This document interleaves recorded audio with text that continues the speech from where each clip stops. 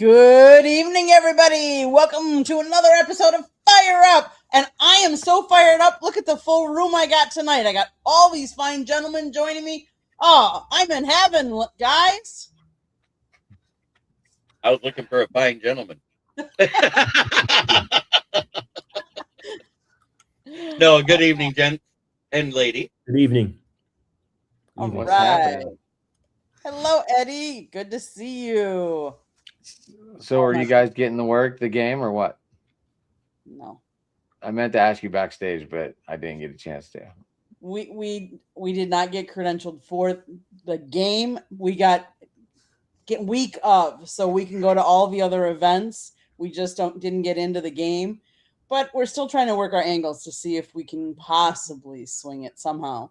But it's okay. So I think we're headed down. The real unusual part of it is all of the events are downtown Miami, not where Hard Rock is. Hard Rock is in Miami Gardens, but all of the events for the game are actually downtown Miami. So I think we are headed down there on Sunday to cover some of the coaches. Are you gonna? You should set up like a StreamYard and let people come on and talk on the StreamYard and just do a live event all day long. I don't know if you can do that during their actual event, but yeah, maybe in between I could see that. Yes. I don't know the credentials. I'm ready. You give me some live, I'm ready, baby. I'll do it. Just give you a microphone. Just think you're live from the national championship on your StreamYard. I'm sure that would get so much to watch because you never know who's going to walk by, who you're going to see. Right. You know, it's kind of like Super Bowl row or whatever they call it. Yeah. Wow. Yep. This truck has made my face completely like it's sunburned today. I am not. Maybe I'm windburned. I'm not sure. It probably is windburn. Probably, yep. In that cold. Yeah, that cold was better today here. Yeah, it's like 12 degrees here. Yeah, it was bad. It's supposed to be like 39 well, our low that it says is 42. Now, mind you, we are almost at Fort Lauderdale, Florida. For us to get that cold, it's pretty cold. I know. Guys, when I stayed down there, I had frost. I had frost one morning, and it just threw me off. I was like, "Am I home?" Mm-hmm. It happened when I lived in Tampa. So that just throws you off completely. Speaking of the college football playoffs, who do we think is going to win? Who's going to take it? Miami on their home turf, or Indiana's going to complete the thing that's never been done before, undefeated throughout season and college football playoffs? Samir, who do you got? I really don't know if anyone can beat Indiana right now. I just feel like they're hitting on all cylinders. I know a lot of people here or in the state are not going to be happy with me when I say this, but I think Curt Cignetti is right now the best coach in college football. So I think like when you consider what he inherited and how quickly it's turned into this, I think that's the best argument right now. But I think the advantage Miami has is their front seven, their defense, especially their front seven, is really good. So if they can get Ruben Bain and whoever else, they can get after Mendoza and maybe disrupt their offense, they have a chance. But I think right now I have to give it to Indiana. Scott, who do you got? I'm not going against the Canes. I can't. They go against Carson Beck. I have to stay with them. Carson Beck has won 2 national championships as a backup, and he's played some money ball here in the playoffs. He really has. So if the Miami defense does what I think they can do and be disruptive, there'll be one thing, but you can't go against the team you're working with. And even if I did want to, I wouldn't, because I've seen this team grow over the last few years. That's for sure. And hard to go against them now. And I've been staying on them throughout the whole playoffs. There's no way I'm going to change my mind. So Eddie says Miami has had problems with mobile quarterbacks. Well, yeah, I mean that was why they beat up Ohio State. Zayn is a statue. He makes Jared Goff look athletic. That's funny. So Jeremy, who do you got? As much as I hate to say it, I agree with Samir. You got the Heisman winner in Mendoza that's playing at another level. You got guys at every level of that defense making plays. D'Angelo Pons, Aiden Fisher, and they've got a couple of really good bookends themselves. I Miami is different. I think it's going to be a dogfight. I don't think that either team blows each other out. I think it's going to come down to whoever has the ball last wins. But I think it's going to end up being Indiana in that position. Adam, who do you got? I'm taking the U. Okay. Only because I watched this highlight today, and it's from 2001, and that team was so stacked. It was unreal. So I was like, all right, that's my sign. That was the first thing I saw this morning. I was like, well, I'm going for, I'm a Miami fan to begin with, but I'm taking the U. I think Carson Beck comes back this week. Okay. He doesn't make any dumb mistakes like he's made. Samir, I will go back to something that you said. You talked about the Hoosiers. The Hoosiers have just 2 Big Ten titles, 3 bowl wins in 127 seasons of football.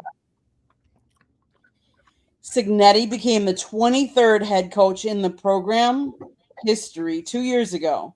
Not one of the previous 22 left the job with a winning record. That's how bad Indiana football has been.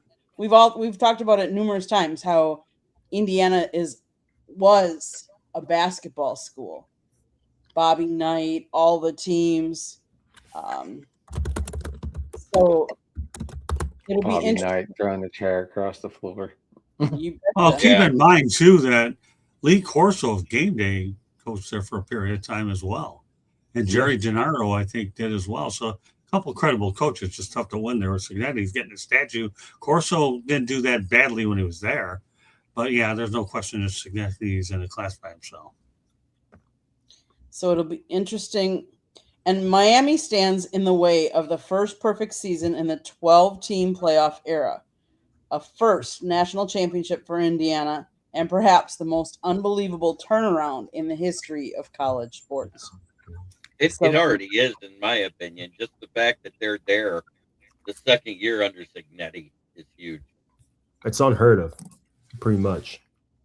Normally, normally when you're turning around a program that's been a bottom feeder, it's 3 to 4 years before they sniff this type of success. And he did it year 1, and now here he is in the playoffs and in the catbird seat, as they call it in tournament play, because he's in the chair. He was the first seed. He never fell off. This is also the first time that one of the bye week teams has went all the way to the national championship, correct? Yeah. And he's doing it without a single 5-star recruit. Right. Well, I think the highest one is the 4-star, and that is Mendoza, right? And Aiden Fisher was a 4-star recruit on the defensive side, I believe. Well, I mean, Mendoza was a transfer. Right, but that's it.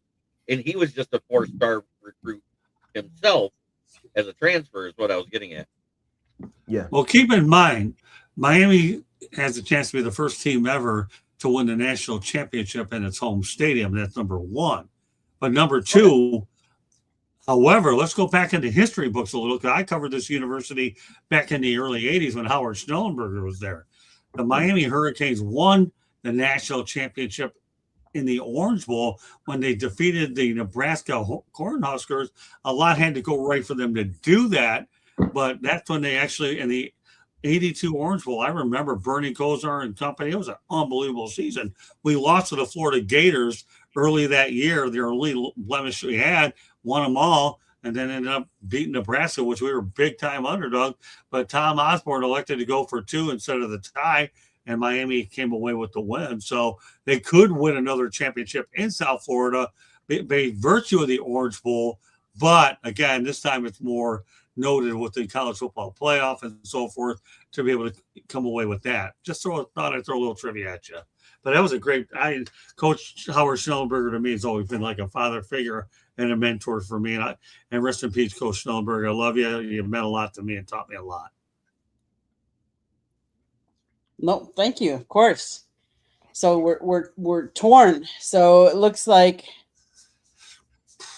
that. I don't think that's too much of a spread. I think at the most you see maybe an 8-point win by a team, because these teams are actually very evenly matched. They both are good at disrupting the other quarterback. It's going to be who folds more. But I do think Indiana wins it. That's just me. I'll tell you what, though, Indiana's made Oklahoma look bad, and they made Oregon look like duck soup. So beating them heavily by double figures. I mean, I agree it'll be closer, but let's face it, they're making everything look awfully easy right now, especially in the playoff. Oh, yeah. Has Indiana gone against a defense that's as big and as physical as Miami, though? I don't think they have. They haven't, but they did during the regular season because they faced OSU. They did face some big, foreboding defenses.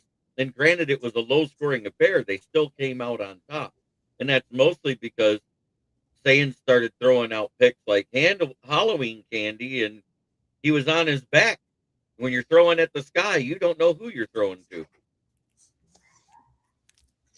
So Eddie thinks 31-23. Okay, Miami hasn't. Hey, Steve, if you're as good of a mock drafter as you say you are, you should reach out to us. Maybe I'll bring you on, depending on if Jeremy has any openings on one of our shows. How does that sound, Jeremy? You can make that alliance happen. Steve is a very knowledgeable Packers fan, so Candy's going to love him immediately. But so there you go, Steve. He's been on my show talking football quite a few times, and he's realistic.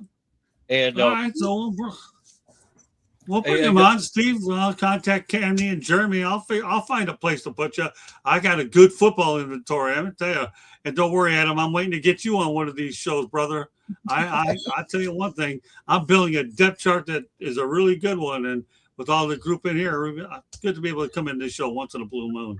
So, Steve, reach out to us, man. You can follow us at Tribune South on Twitter, then send me a direct message, and we'll see if we can get this rolling, or go to Jeremy any way you want. All right? Please keep that in mind.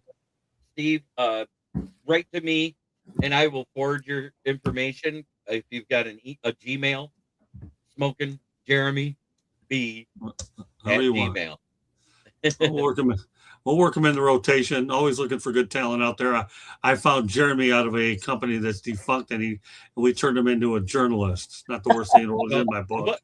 What was funny is, I had Dom DeRubis on as a guest, and that was when I was a part of a different podcast. That was before I was in the process of starting my own. And I was watching you guys, and you were talking specifically because it was getting towards the end of the season, the difference between Matt Patricia and Dan Campbell, and I put in the chat my nickname for Matt Patricia, and every single one of you laughed so hard that you messaged me after the show. You ever done any writing? Mm-hmm. Yeah, I remember Dom's unceremonious exit from our channel for sure. He definitely found a way to weed his way out of our rotation. Well, Steve, you and I will get along at least on the NFL side, because yes, the Packers are my team. So definitely get in touch with us. We're glad to have you on. I shake my head every time I see that Notre Dame thing. I mean, Notre Dame. I can tell Jeremy enjoyed my analogy about weed his way out of our rotation. He picked up on that one. Great job, Ballrick. Speaking of another Packer fan, Jason just texted me, and he's like, Jason just texted me, and he goes, yes, we got Cal. So he's excited. One last thing. Steve, looking forward to getting to know you, pal. One other thing, Steve, you were a Notre Dame Fighting Irish fan. Miami does play there next year, and we are hoping to get up there and get credentialed for that game. So the U will be playing at Notre Dame. So I have a quick question. Has anyone been arrested from Miami in the past 2 seasons that's still on the team? I don't know. I didn't look at those records. I'm too busy looking at other records. It would be nice if we could resurrect the Catholics versus convicts. I was waiting for you to go there. Steve, I've been a Packer fan longer than that. So but I'll Hey, gladly Steve, just do you a favor. If you're on Twitter, follow us at Tribune South. We'll get you in the rotation. Candy's got a built-in ally, and I got plenty of football inventory to bring you on. Don't worry. Follow us, subscribe to our channel, and follow me on Tribune South, and we'll definitely get you out here and talking. Leave it to I you. definitely, Steve, I need the help because Jeremy and Scott are both Lions people, so I need a second Packers fan that to be. And you got the Falcons and Steelers here, so you got all sorts of hate coming your way. I can bring Steve. I can bring Jason. I can get Jason on here for you. He's a Packers fan. There yes, we go. you did. But you but did but he's a Dodgers guy. He lives in Fresno. We'll get you in there, Steve. Just stay in touch and go through the process. All right, pal. Follow us on Twitter and contact Candy and YouTube. You'll be in business. Oh. I got a lot of other people I'm looking to add to our rotation, and I'll divulge at a later date. I'm just coming on as a guest, but I seem to be talking a little bit more than I should. Go ahead, Candy. Back in the country club. Oh, he's a Yankees guy too. Okay. We've got other people that are in that corner, but let's move to the NFL. And you sound like one of the few that are a Packers fan and a Brewers fan. Everyone that's a Packers fan has a different baseball team. Yeah, she actually is a Brewers fan. I am Brewers and Bucks. I'm a true Wisconsin girl. So yep. So she's just like me in Michigan here. If our team's out of the playoffs, we have to go to the other conference or division or whatever just to be able to take somebody, because I refuse to root for a team on my side of the thing that I have so much hate for. And don't let her confuse you with that Wisconsin girl. She's an Indiana girl too, by the way. She's a Hoosier. She was born in Indiana. So, Candy, this guy is all over the map.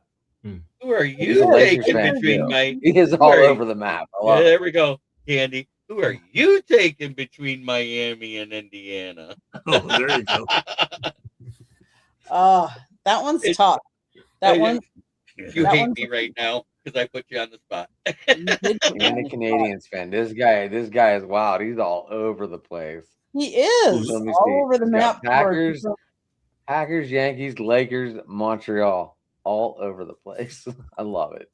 That is crazy. Oh, please don't tell me you're a LeBum fan too, Steve. He's a Lakers fan. So. The flop. But yeah, let's move into the NFL. Yes, sir. Let's go. Buffalo Bills versus the Broncos. The first game up Saturday. Congratulations, Bills. You won your first road playoff game versus the Jags. The road playoff win stopped here. That defense is way too nasty. The Bills defense still tends to give up a lot of rushing yards, even when it's a plethora of different guys running. They did give up over 100 yards to the Jags. RJ Harvey is a different style of runner than the guys that they faced with the Jaguars. I think that this is the game where they take over, because Denver does those long, plodding, they're slow starting offense and a dominating, disruptive defense. They like to dominate the clock. They'll take a 18-play, 10-minute drive to score 3 points and gas your defense so bad. And Bills are a fast-paced offense. They're gonna get their defense gassed before the fourth quarter, and the usual thing that happens in Denver will happen. The other defense gets gassed, they start scoring points and bunts. Adam, what's your take? I'm going Bills. I think this is Josh Allen. He realizes there's no other big names, like super big names in this thing, and I believe the NFL, wants to see him. I think it's going to be Bills, and but we'll get to that one later. But I think the Bills pulled this upset in Denver this weekend. Samir, who you got? I'm going with Denver. Even in the win last week, the Bills are still what they are and what they have been all season.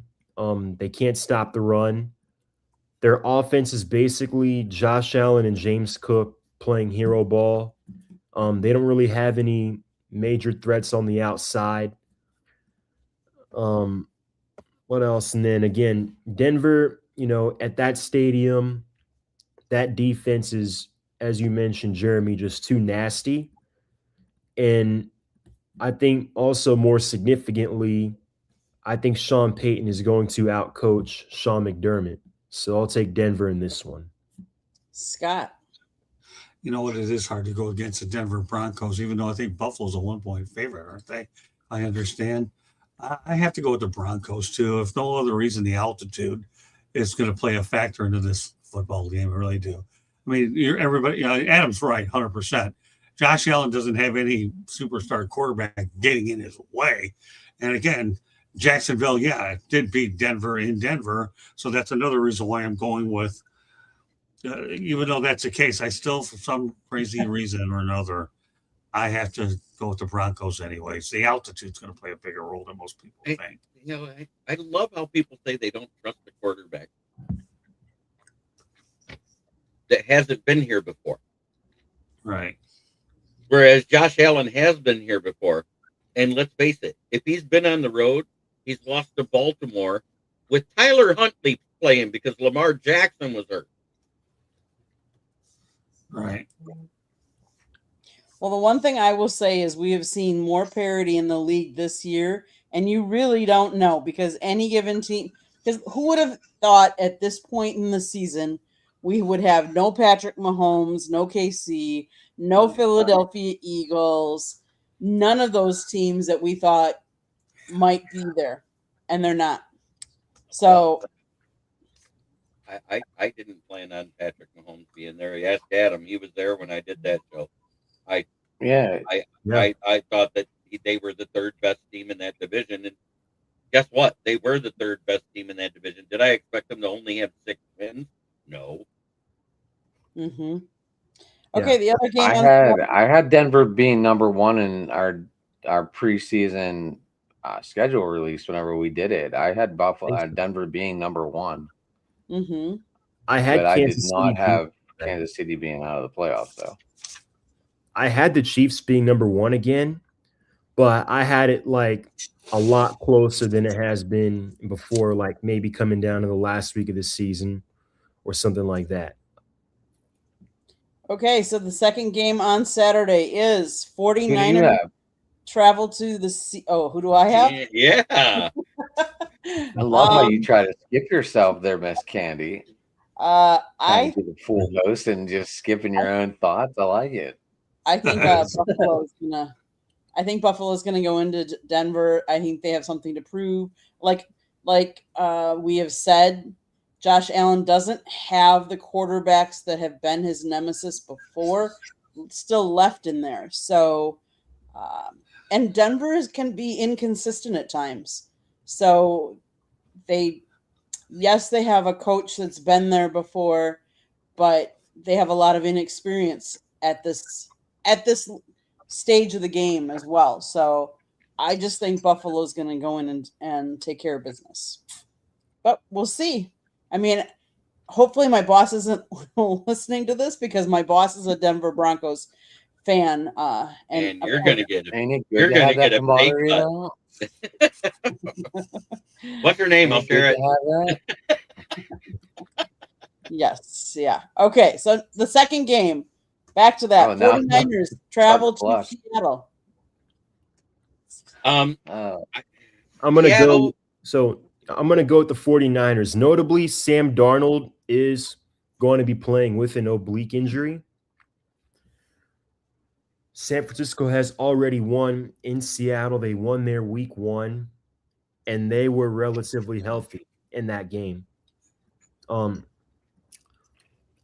think it's going to be a great game. I know Seattle on paper has the advantage defensively, especially with that crowd behind them. We know how crazy those fans are, but I think Sam Darnold's injury is going to play a role in this. And notably, this is Clint Kubiak's first time in the limelight as a play caller. Robert Saleh's been there before. Robert Saleh has coordinated a defense that went to the Super Bowl.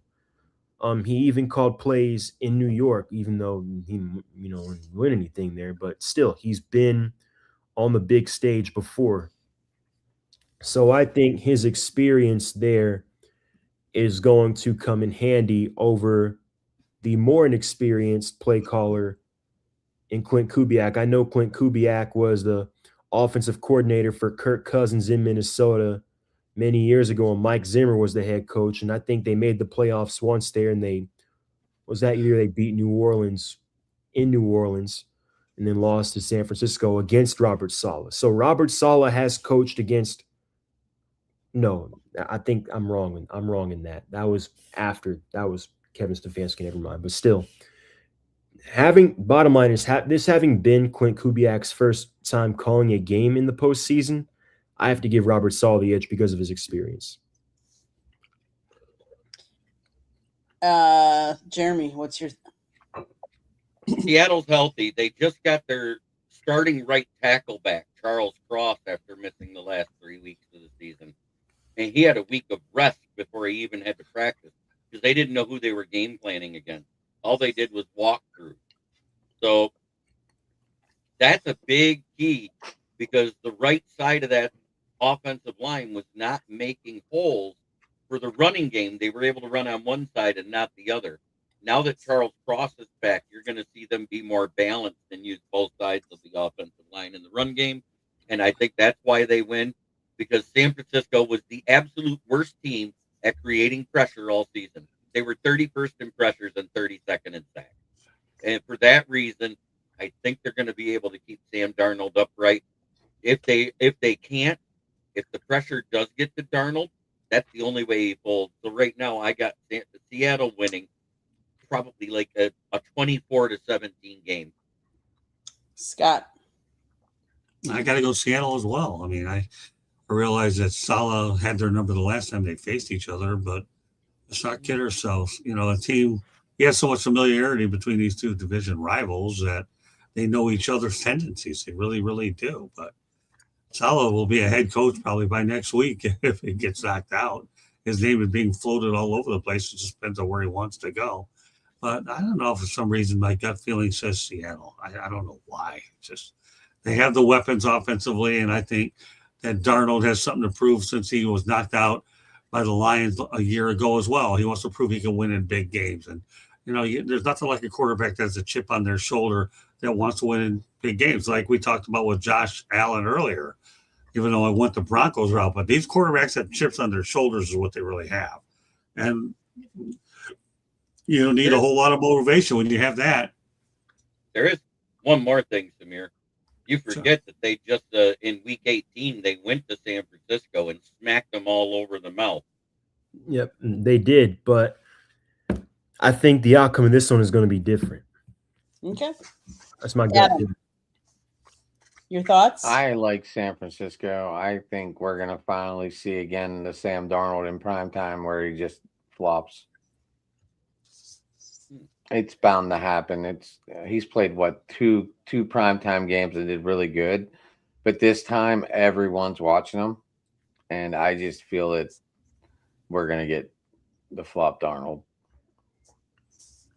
Okay. I think Seattle goes in there. I think Seattle takes it. I think with the home crowd. I think with no Kittles. With him going down with the injury, San Francisco doesn't have the same amount of weapons. I think Seattle will take this game, but again, that's why I'm not going to take away from Tongas, the backup tight end, because he's very good at running routes and receiving, but he is not a good run blocker like Kittle is. There's a reason why he's the backup. Mm-hmm. Exactly. He filled in well though while Kittle was out earlier in the year, though. Yeah. I know. Trust me, go look at the plays where CMC lost yardage, who missed their block.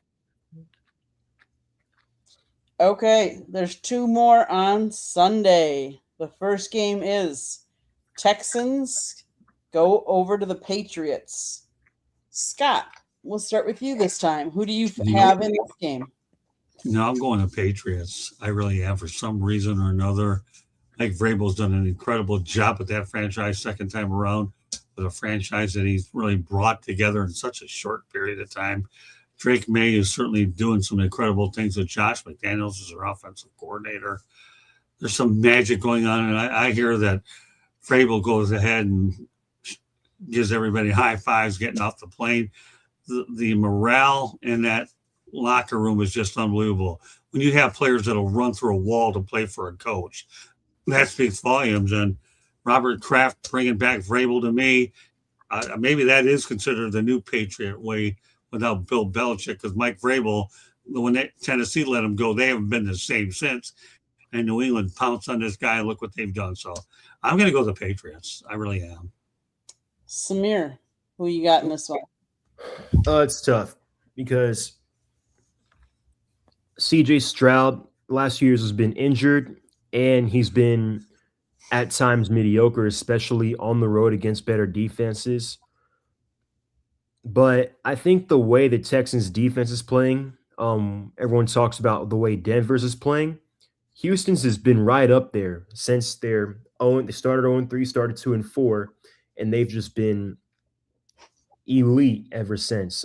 Their defensive, like on all three levels, their defensive line with Will Anderson and Daniil Hunter, linebackers, and then you've got a really good secondary. You've got Stingley, Jalen Petrie, Kamari Lassiter. So they've got talent, Pro Bowl level talent, basically at all three levels of that defense. And it's gonna be hard for me to pick one.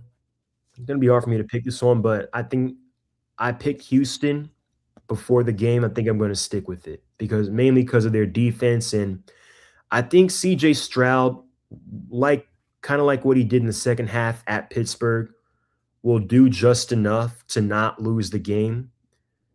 So I got to go with Houston. Well, Adam. yeah, actually, go ahead. Go ahead, Jerm. No. You were ready. Yes. You were ready to fire off. You were ready to fire up there. Go Well, for it. you talk about the Houston defense and their pressure, and yes, it did help.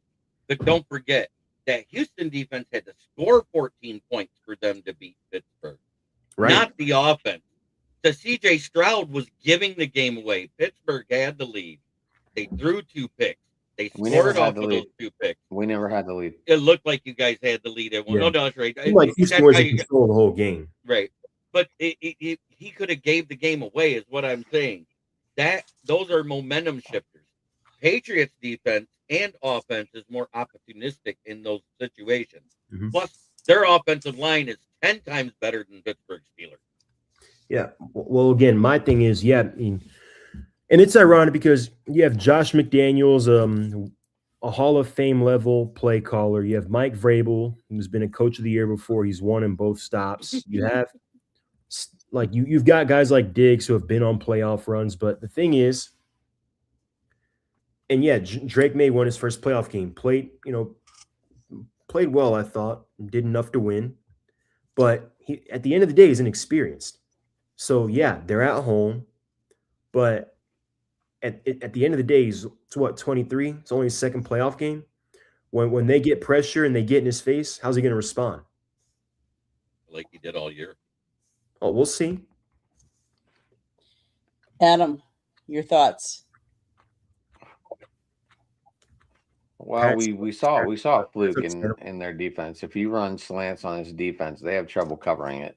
We saw Metcalf drop a ball. We saw another guy drop a ball. I think Houston pulls this one off. I just do. I just feel that Houston's going to get a home AFC Championship game this week. Okay. Next week, whatever. Andy. I like the Patriots. I hear all of you. Houston, CJ Stroud did not have a good game.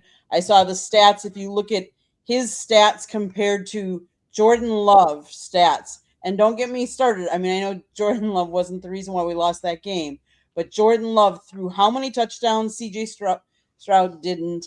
He threw more interceptions. He threw less yards, but yet their defense came in and kept him in the game.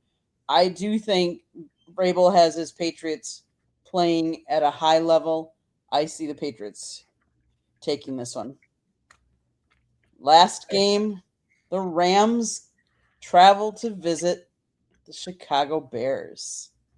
Who do we like? Am I doing it again? What? Adam? We're going to start with Adam first this time. Going breakups. I don't know. I don't like the Bears. I'm not a Williams fan. I just ain't.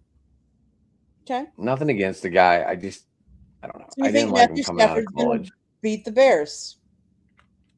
And I picked all road wins again this week, Jerm. This is 2 weeks in a row. Okay. Well, you got 2 of them right last week. Right. Or 3. 3, excuse me, 3. Scott, who you got in this game? Rams versus the Bears. Oh, You Marty, know- we wouldn't get any picks for that. Well, the Rams are Stafford's record when the temperature is 40 degrees or lower is 1-9. When you think about it, 1-9, that doesn't sit well. But and the way Ben Johnson treated the Packers and their coach, I'm still going to go with the Rams, just because I'm going to lead with my heart and pull for Stafford anyways, regardless. Ben Johnson, I get it. You're the new guy in town. We love your enthusiasm, but at least if you're going to win a game, show us some class. Don't look like a idiot. There's that thing called sportsmanship. Football is not only. It's one of those things where, okay, you win the battle and the war, but show some dignity when you're out there. Ben, you sat there and tried to go out there and look at Dan Campbell like you were some bigot. He beat you twice in the regular season. So, obviously he's done a remarkable job with the Bears, but I'm going to pull for the Rams anyways, and hopefully Stafford becomes 2-9. Samir. Yeah. I think the ride ends here for the Bears. I know that it's going to be below 0. I know it's going to be snowing in Chicago. But keep in mind, the Rams were a Jalen Carter sack away last year from going into Philadelphia under similar conditions and winning that game. Right. So I'm going to go with the experience of the Rams in that regard. One point of concern with the Rams is how their defense has played as of lately. They played poorly in Seattle. They played poorly in Atlanta, and they looked shaky against Arizona last game of the regular season. And then they almost blew the game at the end to the Carolina Panthers until Matthew Stafford led a game-winning drive and had to go win the game at the end. So that is my concern with the Rams, especially with how Caleb Williams has played in the second half all season. Just seems like whatever it is in the second half, just a switch turns on for that entire Bears offense and they just start clicking. But with that being said, I'm going to go with the Rams. Really, I don't think Ben Johnson handled the handshake aspect well with Matt LaFleur. But the locker room, what he said in the locker room, I feel like, it's a rivalry. The Bears and the Packers have a rivalry. And, if he says in the locker room, it's fine, but the handshake thing wasn't. But, yeah, I'm going to go with the Rams. That was bad. Smoking Jeremy B. Isn't that weird how everyone has Caleb? I'm going to treat it like it's bear camp. It's bear down, and that isn't a good thing. It's because they all got shot through with Matt Stafford's cannon on that field. Because if anybody's got the arm strength to throw through the wind in Chicago, it's Matt Stafford. On top of that, you got Kyren Williams, who's an excellent runner, but you forget that they got a guy that's used to running in cold weather on that team, and Blake Corum that played for the University of Michigan. So give me the Rams, run the ball down their throat, set up that play action, get some slants to Puka, hit Devontae on a deep route once it opens up, and that should be how they beat the Bears. I'm gonna say Rams too. And as much as some people are giving the Bears so much credit, I think the Packers lost that game. It wasn't so much that the Bears won that game. I think the Packers really let off the gas. And let's face it, if our kicker would have made the 7 points he left on the table, and I could go on and on about that, because as I look at all of the games that we lost by 3 points or less, he missed a field goal or a 3-point swing from him not completing his kicking duties there. But I will say, I think it's going to be the Rams. I think Matthew Stafford's very familiar with the Bears. I think he's going to go in there, and I think he's going to have his team. As much as Ben Johnson is a good coach, I think his first year is going to come to an end at home. But we'll see. And Eddie, it pains me to say no. As far as I know, he has not been cut yet. I don't think he had to be, because I think he only had a 1-year contract because he was signed because you guys had somebody get injured in the preseason. I think he only got a 1-year contract this year. I'll have to look that up. But Well, if he is, it makes him a free agent anyways. It doesn't matter. Right. He doesn't have to be cut. They could just sit there and wait till February and say, bye. Well, that's probably what they're going to do. I don't think so. But so who do we think is coaching vacancies? Anyone want to talk about who they think is going to go where? I called it Wednesday night on our show. It happened by midnight. John Harbaugh is a Giant. The first one's been filled. So you're telling me you're a genius because you called the obvious? Well, no, really? Seriously, really? Wait, no, stop. It wasn't that obvious until you learned one thing. Every other interview he done this week, Monday through Tuesday, was a Zoom call. He went in person to New York for the interview. Yeah, that's what I was getting at. That put the writing on the wall for me. And they said, oh, he was on his way home to do a Zoom call at noon in Baltimore with the Titans. I said, yeah, he ain't taking that because they're going to give him the money before his head hits the pillow.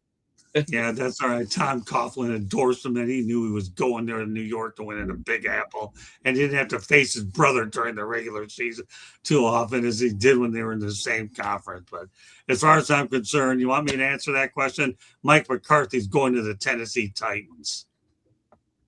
If Aaron Rodgers, seen a lot of Matt Nagy there.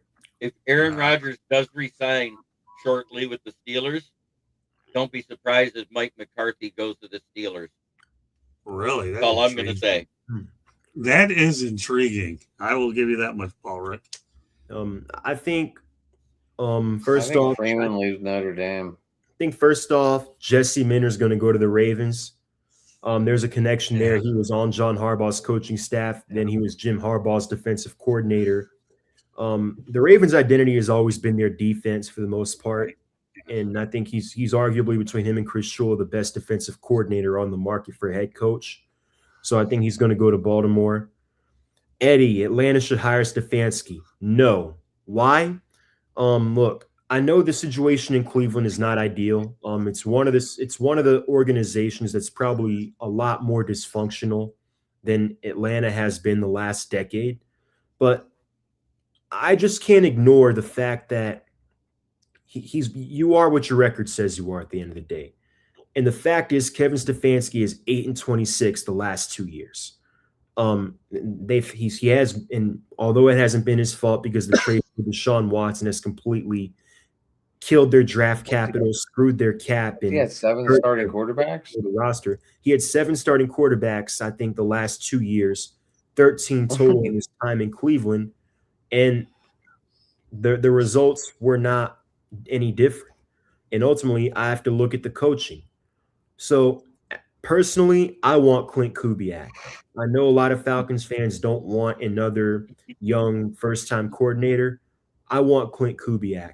It's obvious, in case you haven't seen, Matt Ryan is the new president of football operations here, and his MVP season came under Kyle Shanahan's offense.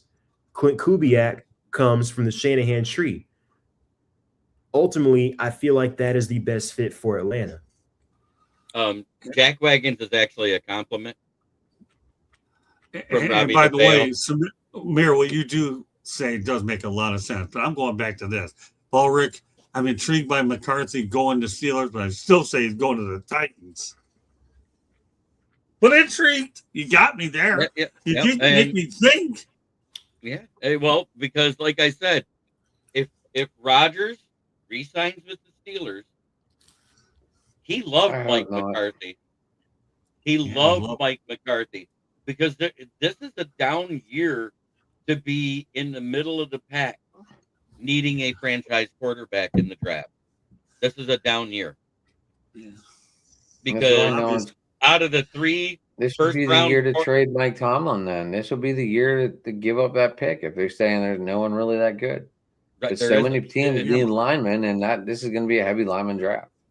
Yeah, but Yeah. Rodgers went there because of Tomlin, anyways. He really did. And you saw the way the exchange ended there. He went there because he really, really had passion for Tomlin. He even stayed up the Pat McAfee show that Pat Tomlin told him to do it. So to think that he reveres the guy, I get it. But if McCarthy goes there, I could see the point. But I still think that McCarthy's intrigued about the possibility of wanting to work with Cam Ward, who you have a good quarterback there. You just need a great offensive mind to make sure he stays on track and doesn't become an underperforming quarterback due to a lackluster head coach and offensive coordinator. I'm pulling for Cam Ward. I want to see McCarthy go there badly. Yes, I did say Mike McCarthy to the Steelers, and it is going to be contingent upon Rodgers, because if Rodgers stays, he's going to want to stay on who his head coach is. That's what I was getting at. I agree.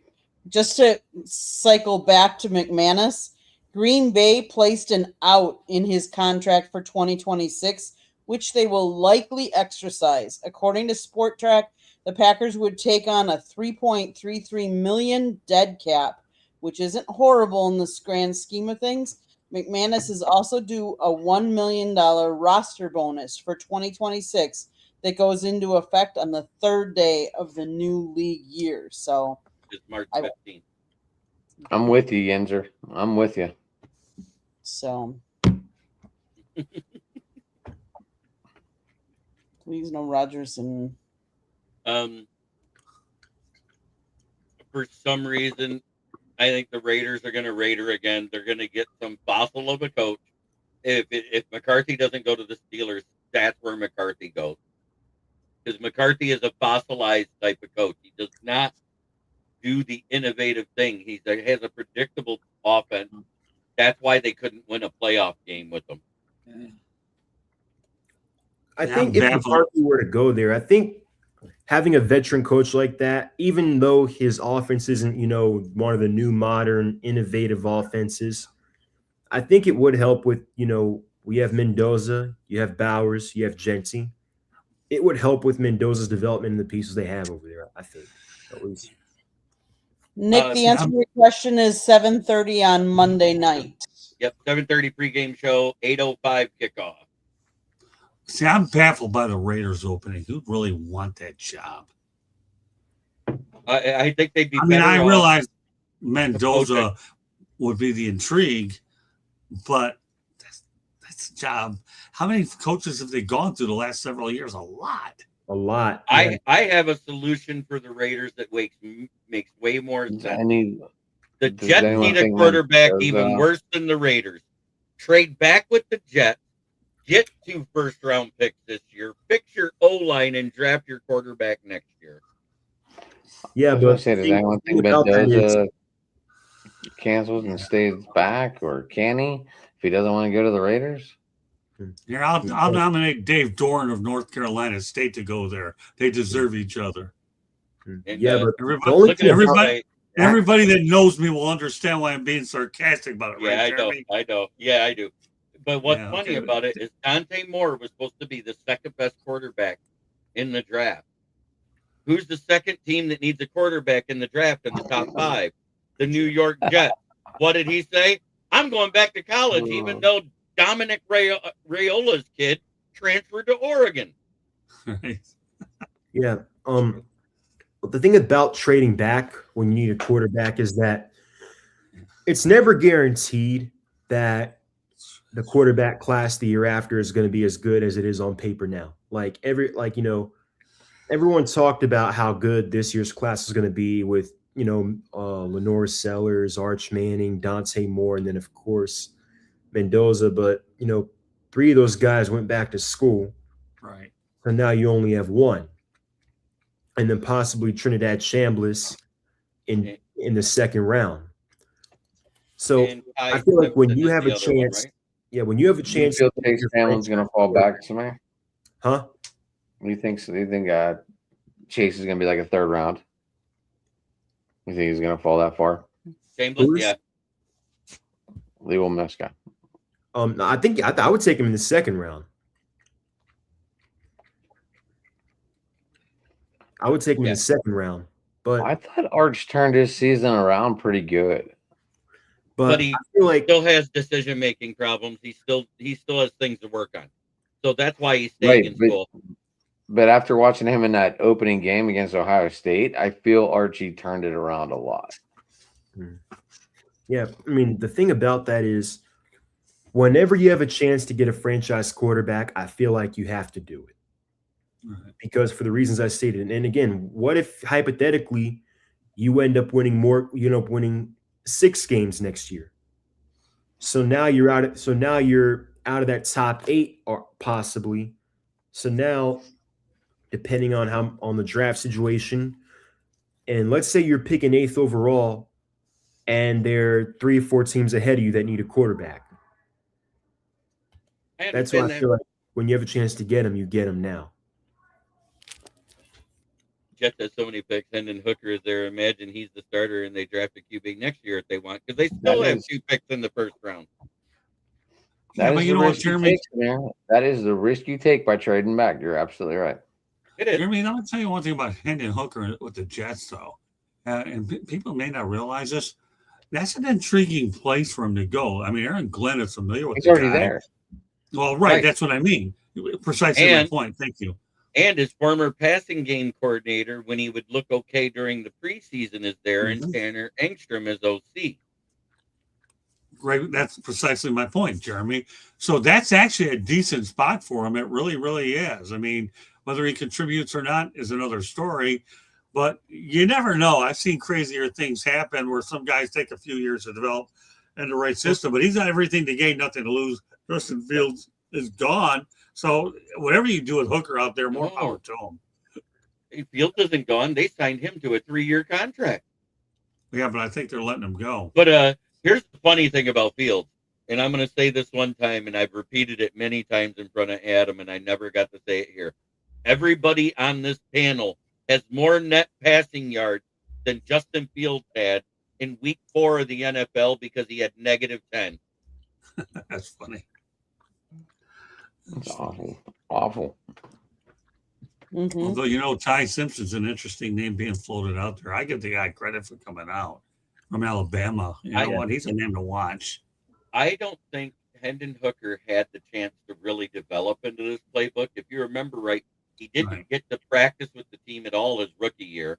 The next year, he came in 3 weeks into camp just before the preseason started.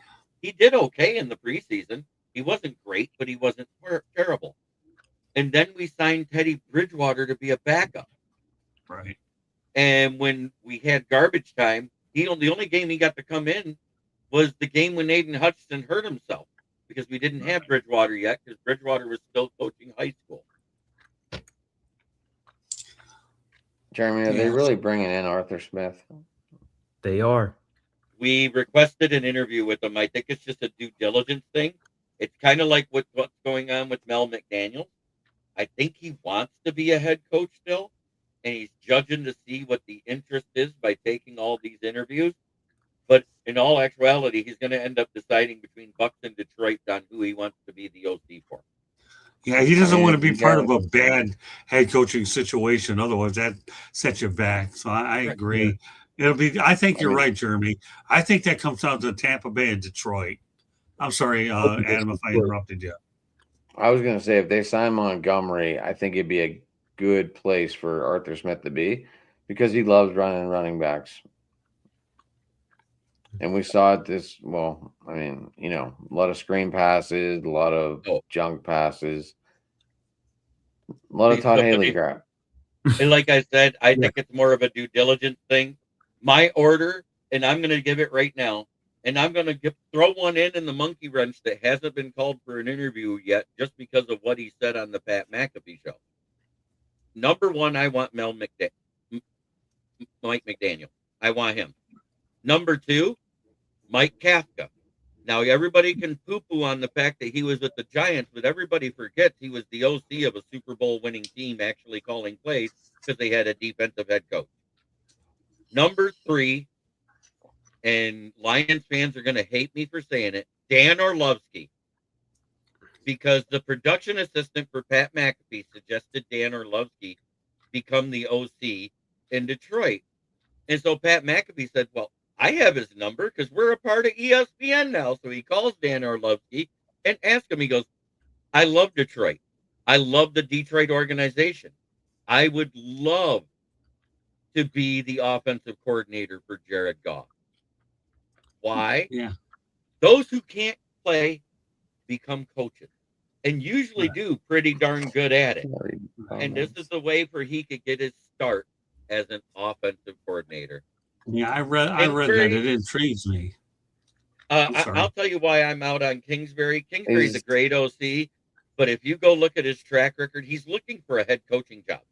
That's the reason why he left Washington. Right. Yeah. Kafka was Is an he talking about OC. Kingsbury going to Detroit, or Yeah, somebody said Kingsbury. Yeah. No, If it's Kingsbury to the Steelers, I'll tell you what, it's buyer beware for Kingsbury as a head coach. Because in his tenure, the 15 years he was a head coach, he has a track record. The first half of the season, he has a 66% win rate. The second half of the season, 25%. Buyer beware. if Kingsbury comes to Pittsburgh, get ready for Cal Murray. Oh, hello, Token. The tactical token. Cal Murray will follow Kingsbury. Did you hear me? Yeah, Orlovsky just better realize that if he takes on an offensive coordinator job, that the end zone is not the size of the Canadian Football League, that you can't run to the back of it. Did you hear what team is bringing in Dion for a thing? It broke last night. Your Pittsburgh Steelers are going to interview Deion Sanders. You think so? It was announced last night. Why wouldn't the Cowboy? Why wouldn't the Browns interview him so he can coach his son and make him be another 13-12 and get praise for it? Don't say that, Adam. It's bad juju. Hey, AX Token, if you don't mind, please subscribe to the South Florida Tribune YouTube channel already, and we'd love to see you participate in our chat room. I like the stuff you're putting out there. That'd be great if you don't mind doing that. Continue to be part of our team in a big way.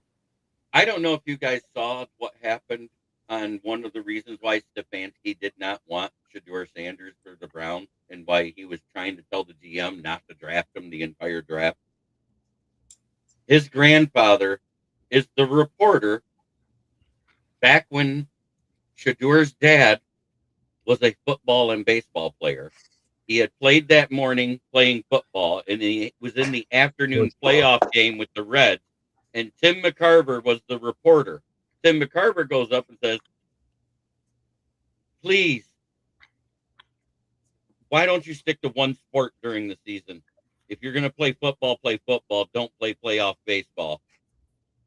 And they literally, Dion literally poured a bottle of water over Tim McCarver's head. Tim McCarver is Kevin Stefanski's grandfather. I did not know that. Yeah, I didn't know that either. RM Dizzo, South Florida Tribune, my friend. Yeah, I think actually that was when he was playing with the Braves and the Falcons. Yeah, I saw that. Okay. Yep. That was when the Braves had clinched the World Series. They'd won the NLCS, I think, and he played for the Falcons earlier, flew back to Atlanta and played the Game 7 for the Braves. But it was an interview in the Braves. Water on him in the clubhouse. I know what you're talking about. Yeah, I remember watching that when it happened. That was bad. That was really bad. Yeah, because I remember Dion being fined for it because you're not supposed to do that to the media. Yeah, I have my own thoughts on Deion Sanders, but we don't have time to talk about him tonight. Oh, yeah. Bo Jackson was a real two-sport player, 100%. So, yeah, RM Dizzle, South Florida Tribune, if you're still on, please sub. And everybody that's else. One of my guys. That's one of my guys. I agree, Marty. Gaviscon, too. Yeah, well, please send them our way. And, of course, you're on all these shows anyways. Yeah. We bring you on every time we get a chance. And actually, I can make it really easy for you. Here's a QR code for our YouTube channel. Go I do ahead. the same thing on my show. That makes it even easier for everybody. Go ahead. Was Jeremy Bullrich in my book too? Be in the next one. I read Page it. 155, second paragraph. There you go. That boy, Jeremy. You'll learn your lessons well. Hey, if you're gonna plug me, I'm gonna say where I'm at. I'm But not. guess You see me stopping you. But it is a great read if you're thinking about getting into broadcasting or into journalism. It is something you want to read because it deals with all of it. I call it a textbook for those individuals looking to get into business. I'm working on That's my on second Amazon, one. right? It's on Amazon, It is. yeah. Yeah. And I I'll need be to get writing it. a second book. I'll tell you what, Adam, continue to contribute in a good way. You and Jeremy and the rest of these guys, Samir, you included, will be in the next one. If nothing else, the acknowledgments, but I'll put you in the next one. I'll be working on it. I'm compiling a lot of good material. So, Adam, that'd be And great. there it is. Look at Page look at this 155, guy kissing second a little paragraph. butt. Look at this guy kissing a little butt, huh? Hey, I already read it 3 times. Did you? Yeah. Good man.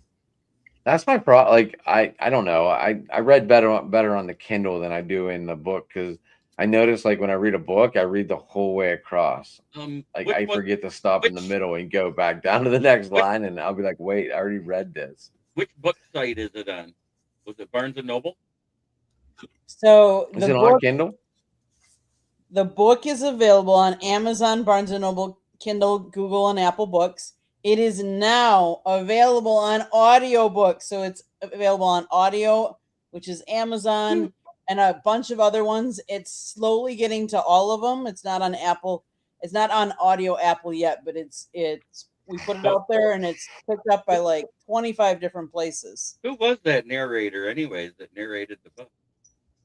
Ashley Ballio, she was one of a chamber member that Scott No, met. actually, I met her over at Toastmasters out in Coral Springs. Toastmasters? Okay. Yeah, I met her there. Okay. And actually, Candy's brother did, I think, the back cover, was it? He did a back cover and I did one little bit of it. So the acknowledgments section. But so. Ashley's the key voice that you're going to see in it. She's great. Yep. I might download it just to have it. Okay. There you go. Whatever you want. Sounds Yeah, good. I need to look into that, Marty. Definitely need to look into those audiobooks. Guys, it's time for my town. Thanks. Let's start with Adam. Adam, what's happening in your town? Well, the Penguins Thanks, are Aaron. fourth place in the division, and they were beating the living crap out of Philly last I looked. I haven't looked in a while, but it was 6-1. Obviously, Tomlin's gone. The search for the new head coach is underway. We've reached out to a couple people, but I don't really know. They say we reached out, but no one really, but we'll see. I want an offensive minded guy, someone that's going to be able to wants to throw the ball and like all these stupid screen passes that Jeremy's probably going to end up with Arthur Smith as his offensive coordinator. Don't curse me like that. I don't know why you guys hired him because he already was a Falcons reject. Ugh, yeah. Look, we were talking about this. We were talking about this at work, and we said Arthur Smith was going to try and get Acrisure Stadium called FedEx in honor of his dad. Oh, you mean the Postmaster General? Yeah. Well, he's the one that started FedEx, so. Right, I got you. But I thought it would be a combined stadium. Get FedEx and UPS involved and call it Fed Up Stadium. Especially if you guys kept Tomlin. If the Steelers knew this was going to be Mike Tomlin's last game, it would have been nice if they would have announced it. Right. Like giving him Because that way, we could have chanted "Thank you, Mike" instead of saying "Fire Tomlin." I don't know if you guys heard that on the game or not. But, We heard it. I did. But my son was like, he was loving it. He's like, yes, they're doing it, and he's like, he videoed it. He got it on video. Yeah. But yeah, for his first game, he got to go to a playoff game, and I go, the atmosphere is not always like this. But I mean, I'll say this as a blanket statement. I think as passionate as Steelers fans are, I think at times you guys can be a little spoiled. I know the expectation I know out there is to win the Super Bowl every year, but I mean, I would gladly take a Mike Tomlin here in Atlanta, like just to have that stability. you can have that city of mediocrity all you want, buddy. That's all you're gonna Hey, get. That's all you're but- gonna get. But you know what? 9-8 would have won the division this year. They'd have been happy with that. If they had just beaten the Jets. I don't know. You get tired. Like you get tired of it. You get tired of it. You know, Like I'm going to go back to something I said a long time ago when the first time I heard about Pittsburgh Steelers fans griping about the 9-7 record when it was a 16-game season. When we were dealing with the bad year with Caldwell, and then we had an okay year but didn't make the playoffs, and we fired him and hired Matt Patricia. And it was that year. It was the first time I heard the fire Tomlin chant in 2018. I said, as a 40-plus year Lion fan who had to deal with the Millen Depression era, the decade of despair, we called it in Detroit, I would have killed for Right. consecutive 9-7 seasons. So fuck it. Yeah, that was bad. That's for sure. Yeah, but I don't know. You can only take the staleness for so long, Jerm. When Like- you've never been to a Super Bowl, that is a Super Bowl if your team has a winning record. Well, that's fine. Then let him go to these low life teams and see if he can turn them around. But in all actuality, according to his presser and what we heard Art II say of the Steelers, he wanted to step down to spend more time with his family. But it was different from what Harbaugh dealt with there at Baltimore. Back in week 4 when things were blowing up there and it was looking bad offensively and defensively and everything else in Baltimore, John Harbaugh protected his coordinators from management. Right. They wanted to fire them both. And then at the end of the season, even though they were that one play away from making the playoffs and the kicker missed the kick, they wanted to fire him right there on the spot. And he defended his coordinators again. And that's why he was fired. There was not all that rumor mill crap about the rough between him and Lamar. That didn't exist. That was created by one negative clickbait writer there in Baltimore. All right, so I have a question. Now that we see this 9-8 crap go on for 19 years, do you guys feel coaches should be held to a different standard getting into the Hall of Fame? Or is it still an I thing instead of a what has your team done?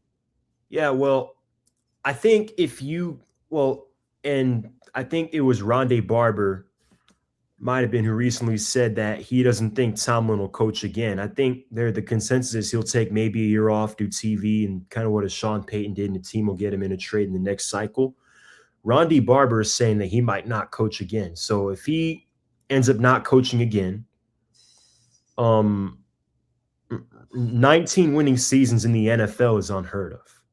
Like not even, and I'm not comparing Tom to Bill Belichick, but not even the greatest of all time, who was Bill Belichick, was able to do that with how much parity the NFL is with cap space and how it was designed for the NFL is designed for bad teams to get good quickly and for you to not be good for long. So the fact that he was able, what does he say the standard is a standard? What are good seasons, you guys? I don't understand this. Because you're not listening. My team hasn't been to the playoffs in 8 years.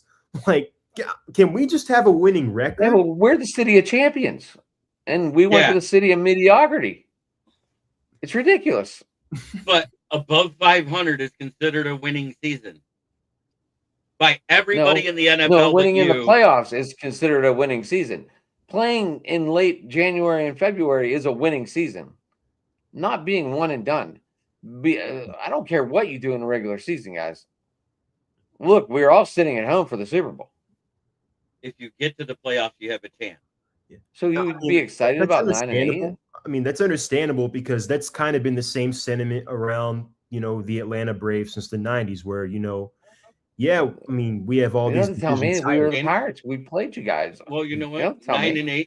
9-8. Guess what?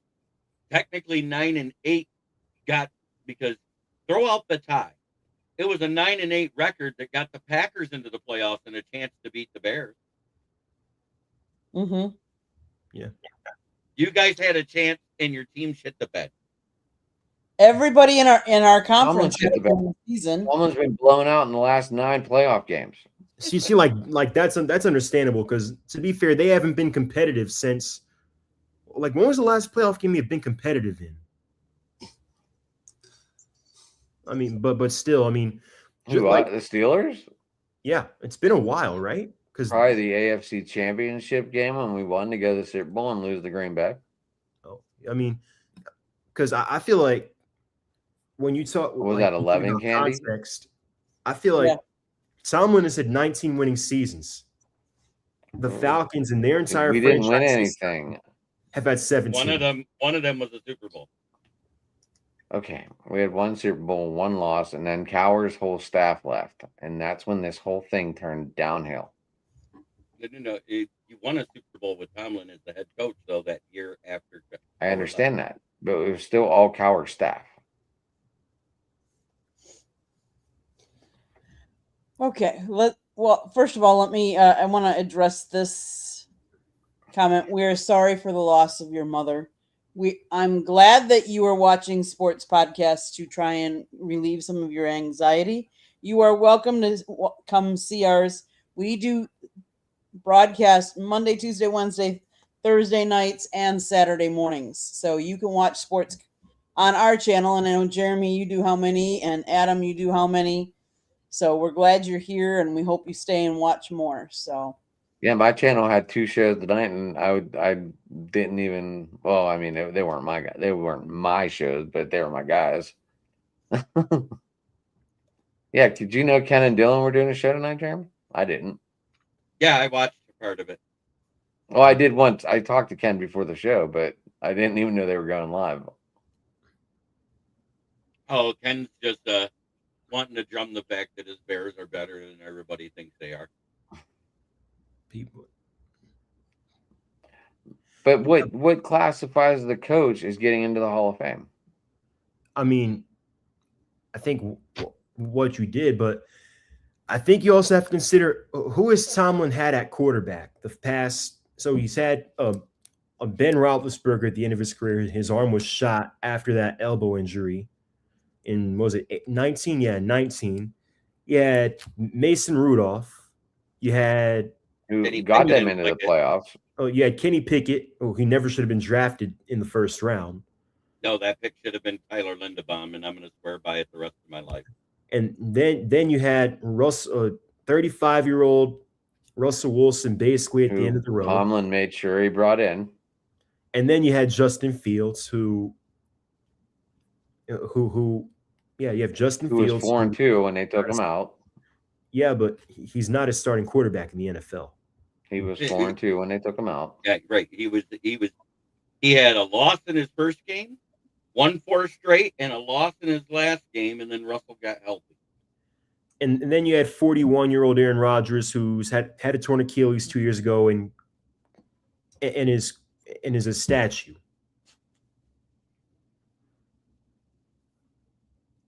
With that same bad O-line that still needs Tyler Linderbaum. Valid point. Right. We talked about that last night. Eddie. My co-host Rich loves Jackson Dart, and I'm surprised he did break his TV whenever that happened. Yeah, I know. When I saw you guys take Will Howard, I was like, uh-oh. The only knock I have for Tomlin is that he seems like he just can't build a good coaching staff. Like the only no coaching tree. Yeah, like the only assistant under Tomlin that's been a head coach, and he was a holdover from Bill Cowher, was Bruce Arians. Like he was there when Bill Cowher was there. Like I mean, he hired. It was Matt Flores. Canada, Arthur I'm surprised Smith. Bruce Arians lasted as long as he did, though. Yeah. It's like he hired Arthur Smith as his offensive coordinator, which never made sense. His offenses were not good in Atlanta. You can say what you want We about had Todd Haley too. Remember that? Yeah, Todd Haley. Well, he had with the weapons you guys had on offense, anyone could have scored with that. And then you had who was after Todd Haley? What was his name? Canada, right? Yeah, Matt Canada. Matt Canada. So that's really the only knock on him is that he just can't hire a good coaching staff. And then Arthur Smith. Yes.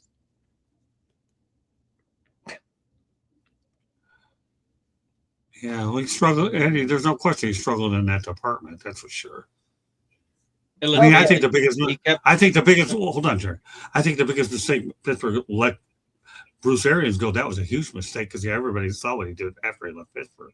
Go ahead. and I have the second worst one was letting Brian Flores not be the defensive coordinator and letting him walk out the building and promoting Terrell Austin. I agree. Oh, yeah, but yet, ironically, though, as much as I think you're right about that, don't be surprised if Flores gets a head coaching job there. So he's being interviewed for it. So they could amend that mistake if they hire him as head coach. In fact, it's funny how you bring him up, Jeremy. I do want to add this.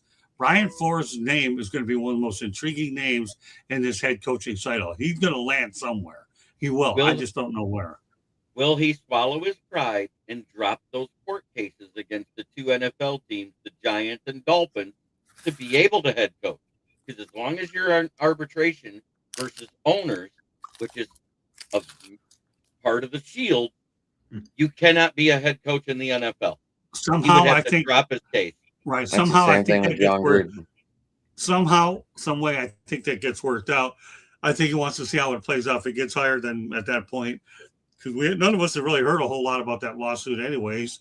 The longer it stays out of the news, I think it's not a matter of if, it's a matter of when. Because this guy deserves to be a head coach and deserves a second opportunity. And I'll say one thing: he was right about Tua to begin with. Tua was a bust, and that's all there is to it. And he stood by his Hold on. He stood by his principles and was right. And Mike McDaniel couldn't even solve Tua when it was all said and done. And Flores was right to begin with. Ryan Fitzpatrick's the only reason they got wins, not Tua, who to me was who's the Humpty Dumpty at a big fall. That's how you can describe Tua. Humpty Dumpty. All he did was a big fall, and he kept falling apart. Who am I to say anything about falling apart? I'm falling apart too. But that's why I have her helping me out as a caretaker, keeping me on my feet and talking. There's a difference there, sir. At our age, we're supposed to start falling apart. It's not supposed to happen when you're in your 20s and you're supposed to be a premier athlete. Well, I began that process even then, but it seems to have gotten way worse as time goes on, and I have a lot of mileage. Just so you know, Adam, but I still want to get you on the show at some point, pal. I have a suggestion for the Steelers to make it easy. If he can't drop his case and be a head coach, you hire him as the defensive coordinator immediately, because now that Tomlin has stepped down, you technically have no coordinators. People only have to ask because it's still the same season they're signed in. That's why people have to request. Tomlin didn't like people with a bigger mind than him, just to let you know. Right, I know, but I'm just saying right now you could hire him as a DC and then get an offensive-minded head coach to go with him for a year until either he gets his court case done or drops it so he can be promoted. I have a feeling you'll be having this topic in about a week or two, and begin with stay tuned, TBD, as we say in our business, right, Adam? TBD. This story isn't done yet. I don't think I'm wrong in that suggestion. I didn't say you were wrong. I just think it's a TBD. Is all I told you. Right. Okay, I'm gonna reel it back. I'm gonna reel it back in because we were doing my town. Jeremy, what's happening in your town? Well, the Red Wings are still rolling. They're doing great. They've been winning games at a better clip. I think they've been like 3-1 in their last 4 games. The Pistons win again. They're 29-10 and one of the leaders in the Eastern Conference of basketball. So Detroit sports in general is in a good place.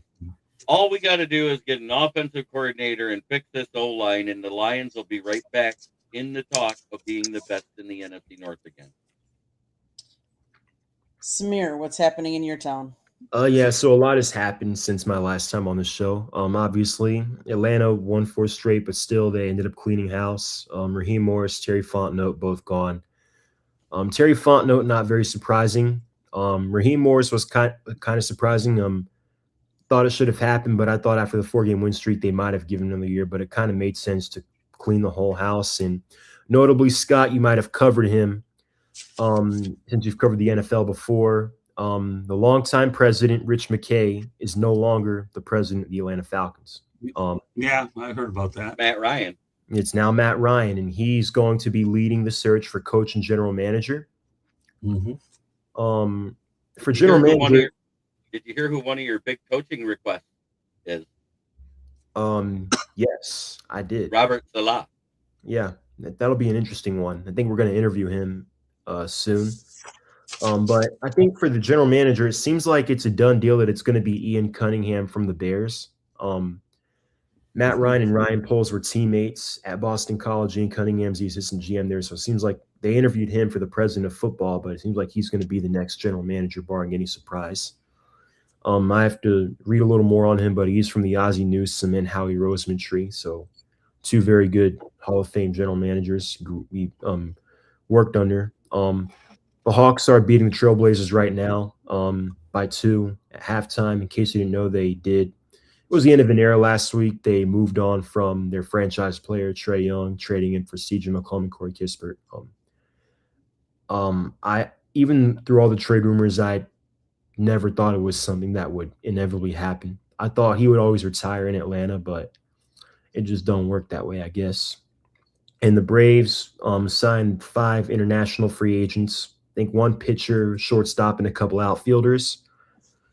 I think I said who my personal pick or preference for the Falcons head coach would be. It's Quint Kubiak. I think I'm good on Kevin Stefanski. Yeah, he's got the 2-time coach of the year, been to the playoffs twice, but just the win-loss record, the mishandling of the quarterback, all of which wasn't his fault, but still the bad offenses.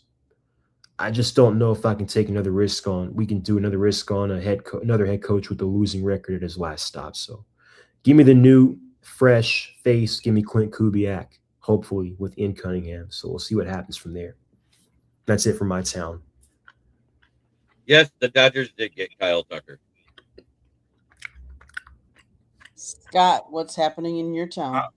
I'll throw a couple your way. Number 1, congratulations to Inter Miami for winning their first MLS championship. And believe it or not, 1,200 Vancouver fans actually flew down to Fort Lauderdale to watch it. And another announcement I'm going to make on the show, as I did on Sports Wrap, we will be adding a soccer segment to Sports Wrap and talk about Inter Miami as we try to see if we can provide a different dimension to that show as well. So we talked about that leading into the show. My co-hosts, Cody Spink and Mike Santos, were on board with it, wanted it. I'm going to deliver it under the Sports Wrap umbrella. Another thing that probably would never get mentioned on this show, unless we had JJ Metz on here, and he's been long gone for a while. We'll see if he ever comes around. But congratulations to John McCormack on his induction into the ABCA, American Baseball Coaches Association Hall of Fame. He's done an incredible job coaching FAU baseball after taking over for his mentor, Kevin Cooney, who's a very good friend of mine. So FAU baseball does not get a lot of national publicity, but I'm going to tell you, of all the programs that have won at Boca Raton, this one here has won a lot. And I can only hope one day while I'm around here that FAU gets a brand new baseball stadium, because that's a great baseball program. It really is. So Inter Miami, FAU baseball, I'm more than happy to include them in my town as well for tonight.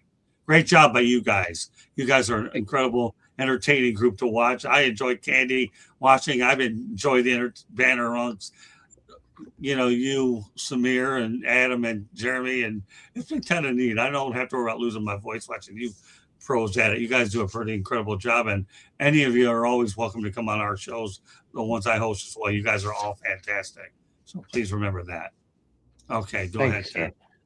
Clayton Kershaw is going to pitch in the World Classic, just to let you know, for the USA. That just got posted. No, he retired. Yep, I read that. So For my town, obviously our arch rival, longtime rival, knocked us out of the playoffs last week, so Green Bay is sent packing, so to speak, and trying to figure out what they want to do. As far as I know, they have not reached a new contract extension with Matt LaFleur. He is in the last year, and they said that they do not want to leave it in the last year like that. So they're trying to work out, I think, a deal. I'm not exactly sure. We're going to wait and see. They are over their cap space, so they've got some tough decisions to make. As for the Milwaukee Bucks, they're not having the season they wanted. They've had a lot of been interesting what I've been reading lately, because I've heard Giannis come out and say that he doesn't want to go moved on to anybody else, but in the same breath, they were losing big time the other night, and Milwaukee fans were booing, and I just hate seeing that. But they haven't had the season that they thought they were, and I know that Giannis wants another ring before he retires to Greece. With that being said, the Wisconsin Badgers basketball team had two big wins in the last minute this week, so I have to give my kudos to them. I also have to give kudos to Wisconsin Badger girls hockey. They did really well last year, and they're doing well again this year. As for the Milwaukee Brewers, they did hire former Minnesota Twins general manager Thad Levine has joined the Milwaukee Brewers organization as a special advisor. Levine spent 8 seasons with the Twins and left at the end of the 2024 campaign. The Twins reached the playoffs in 4 of his 8 seasons with the Twins. So that's one of the hires that they have made.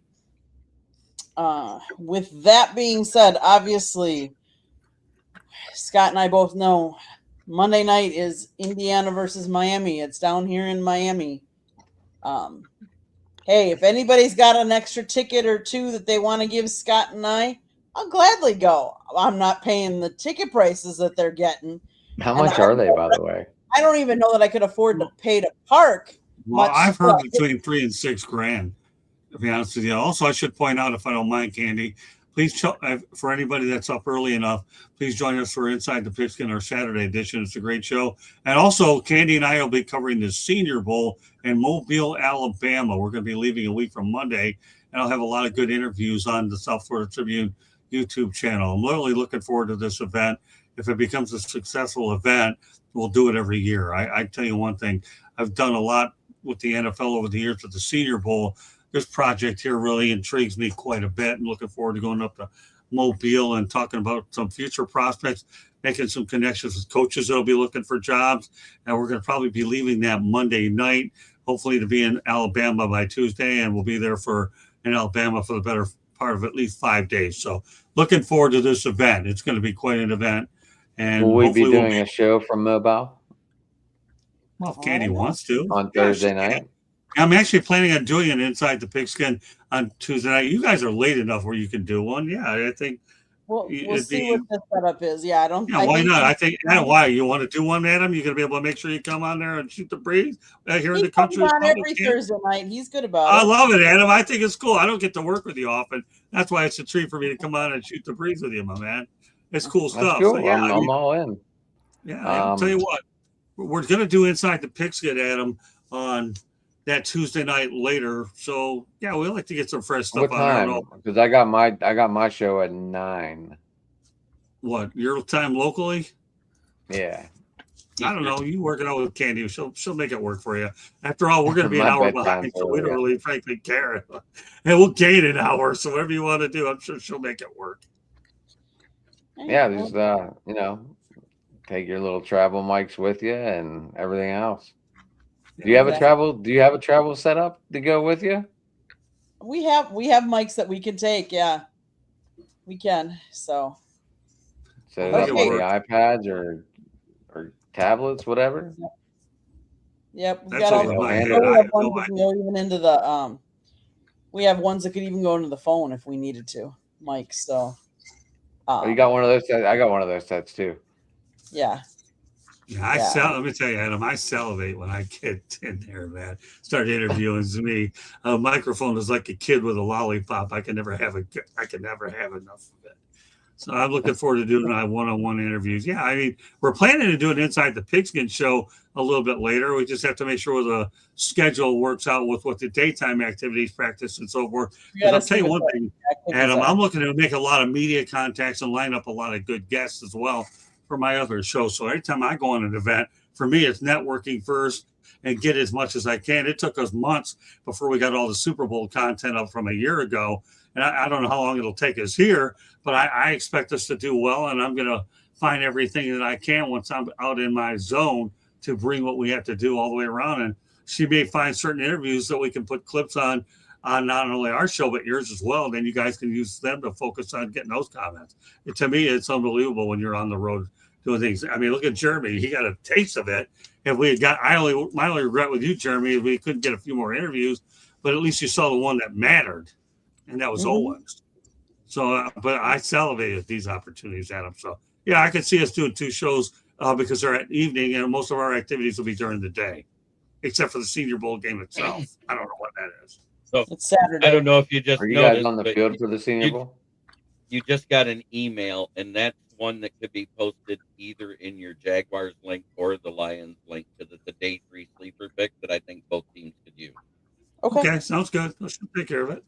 No problem. It's all good, man. It's all good for all you guys. Great stuff. Adam, I will be down on the field because I have the photo credentials. So yes, I'll be on the field. Scott will be in the press box for the game. But yes. Now, are you guys aren't allowed to go live on your phones or anything down there, are you? No, they don't let you do that. No. I wasn't sure. I wasn't sure because you could have set it up and been like, "This is prime time right here." Yep. No. I wish.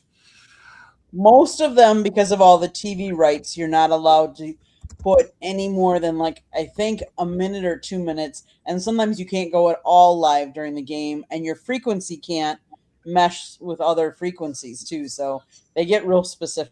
So, but Now, one-on-one Okay, that worked. anything One-on-one else? interviews. Anything else to talk about?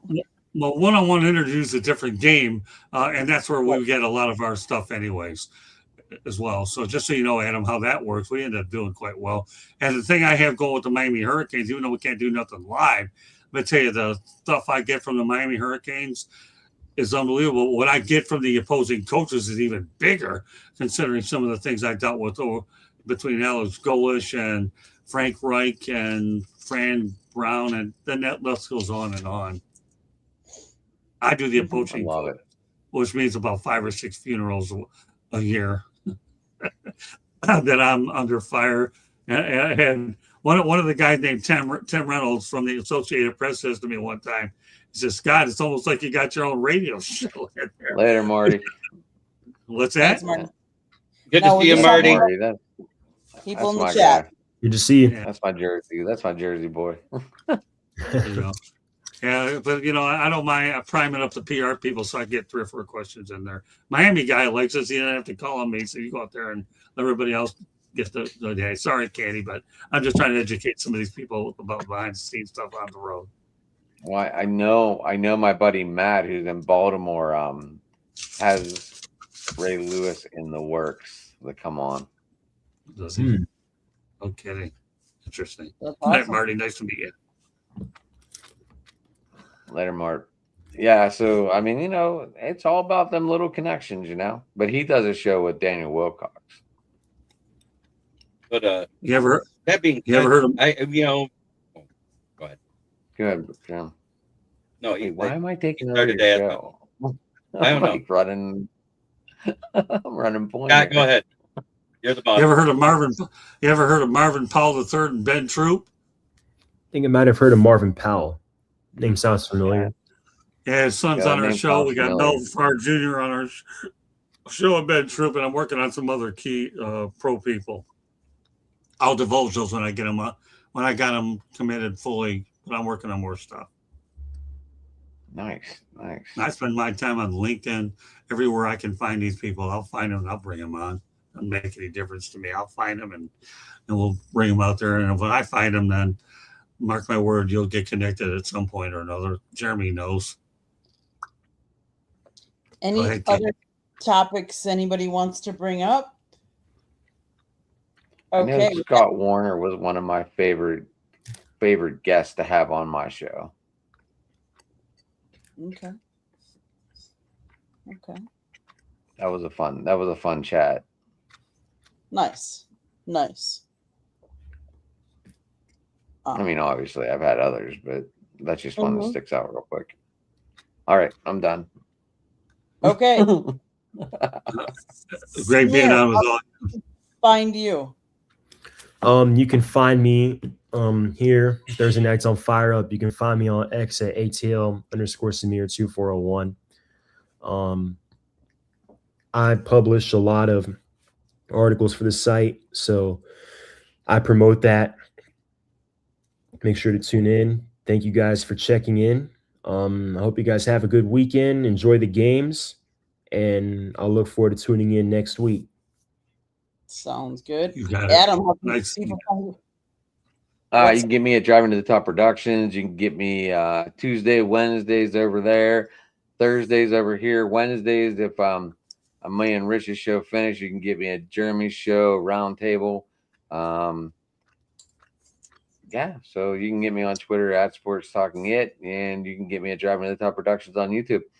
That's what I got going on. So I know I am not good at promoting myself, and I'm trying to get better, but I'm just not good at talking about myself. I'm just not, and that's one of my problems. But I'm getting better. There you go. Jeremy. Well, you can find me right here every Thursday night on Fire Up, occasionally on Tuesdays on Inside the Pigskin, and occasionally you can find me on Roundtable IO with Scott and Candy and Marvin Powell III and Mr. S Squared Scott Solomon on Roundtable IO and also this channel. Then you can find me on my channel, which is Kneecap Fighting with the Motor City Lions, where I go live at Monday through Friday at noon, Wednesday nights with the NFL Roundtable Talk at 9:30 p.m., Friday nights with the Lions Fan Cave Chat.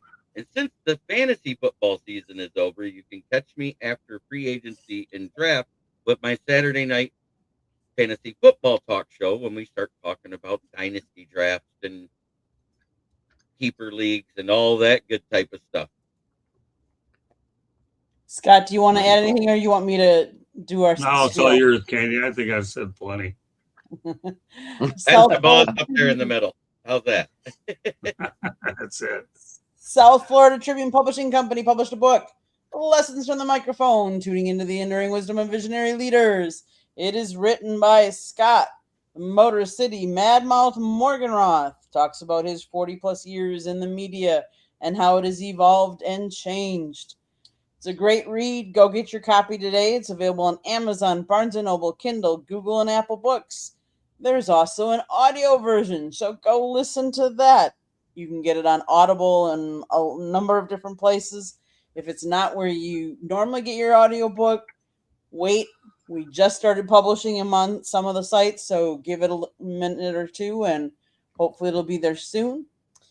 There's also a link on our website, www.southfloridatribune.com, where there's a plethora of great content out there. Samir writes, Jeremy writes, Scott used to write. It's been a while, but he writes every once in a while, so go check it out. Adam, we got to get you to write. Listen, I barely have time, but I would like to write, but I mean, let me get my job completely fully under wraps here. So Gotcha. I gotta ask you something, Adam. Are you good at photography? I can be, yeah. So we might have to do a double credential for me, because that's one of the guys I was talking about that I could possibly have a place to crash during the draft. He could be my photographer. I'm out of it. That's between you and Candy. I ain't involved in this. If he wants to send it out to you, I'm out of that. Would you like write to be in the media room with me? I'll write from time to time when I have to, but right now, because of the fact, and the real reason I don't write, and I don't mind mentioning this, is unfortunately I'm dealing with the onset of Alzheimer's disease.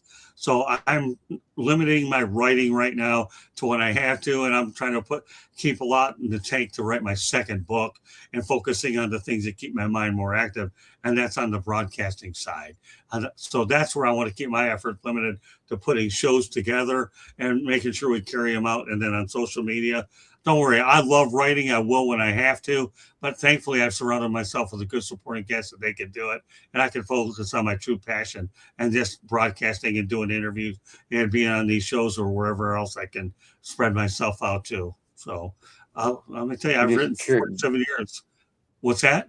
You said that you have Alzheimer's. You have the slow part of Alzheimer's, but you just said that you keeping your mind more busier by doing the other side. Does writing just like not keep you as occupied as the other side? I'm just curious because you said it, and that really got my attention. Yeah, really. I'll write when I have to. Okay, Adam, I will. Every once in a while, I'll put a Motor City Mad Mouse Insight with 4 or 5, 6, 7 different paragraphs here and there, or I'll write something in an event that I covered. You follow what I'm saying? Because I want to do that. It's fresh in my mind. I can incorporate a video. But nowadays, I find myself putting shows together where I write down outlines like that extensive on paper that nobody can read. Okay, then I have to type into the thing and all that. He doesn't even need it. He's a robot. I'd probably be able to read it because we probably both have sloppy handwriting. We probably exactly. I'm with you there, man. I've been told so many times my writing my penmanship's awful, but that's okay. I'll deal with it. But I do write in that sense to prepare shows because that's how I remember things by looking at them directly. So I'll write them, but I'll write every once in a while a column here and there.